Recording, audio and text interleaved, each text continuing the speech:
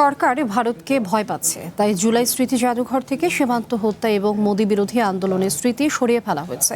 অভিযোগ করেছেন এনসিপির আহ্বায়ক নাহিদ ইসলাম। শনিবার সকালে জাদুঘর পরিদর্শন শেষে এমন অভিযোগ করেন তিনি।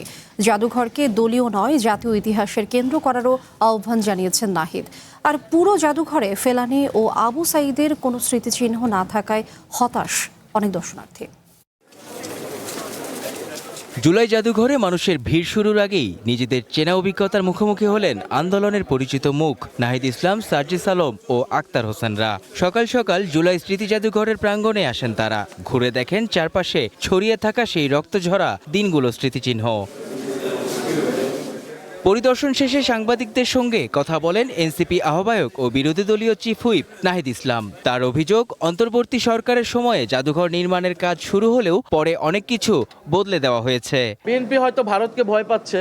তারা যদি ভয় না পেত তাহলে এটা তো আমাদের ইতিহাসের অংশ এবং এটা তো ভারত করেছে, তো যেটা ইতিহাসের অংশ সেটা কেন থাকবে না। এই মোদি বিরোধী আন্দোলন, এই বিষয়গুলোকে আসলে সরিয়ে দেওয়া হয়েছে। হয়তো সরিয়ে দিয়ে মনে করতেছে এই সরকার ভারতের সাথে সম্পর্ক তারা ভালো রাখতে পারবে, কিন্তু ভারতের সাথে তো আমাদের সম্পর্ক ভালো বা মন্দের বিষয় না, সম্পর্কটা হওয়া উচিত মর্যাদাপূর্ণ।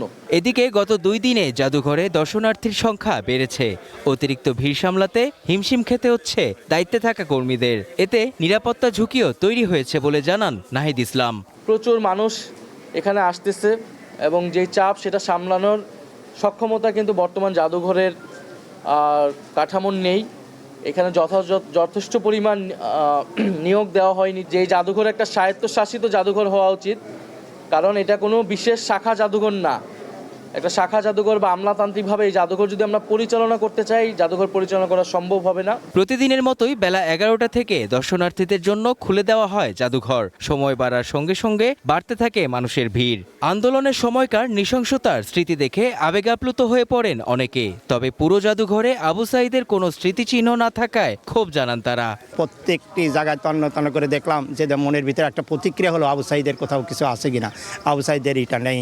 আবু সাঈদ যখন মারা যায় তারপরেই না সারা বাংলাদেশ ব্যাপী আন্দোলন তুঙ্গে উঠেছিল। ভবিষ্যৎ প্রজন্মের কাছে আশা করি যে এই ধরনের যেহেতু ভবিষ্যতে না হয়, এটার থেকে যেহেতু আমরা শিখে নিতে পারি। স্বৈরাচারের যে অনিয়ম, অত্যাচার, নির্যাতন, ছাত্রদের উপরে জুলুম, সেটা তো আমরা বাস্তবিকতা ফুটে উঠেছে। হাসিনা যে কি পরিমাণ অত্যাচারে ছিল, আয়নাঘরগুলো দেখলে কান্দা আসে। সন্ধ্যা 6টা পর্যন্ত দর্শনার্থীদের জন্য খোলা থাকছে জুলাই স্মৃতি জাদুঘর। এটিকে স্বায়ত্তশাসিত প্রতিষ্ঠান করার দাবি জানান বিরোধী দলীয় চিফ হুইপ নাহিদ। দ্রুত প্রয়োজনীয় জনবল নিয়োগেরও আহ্বান জানান সরকারের প্রতি। মেহেদী হাসান, ওয়ান নিউজ, ঢাকা।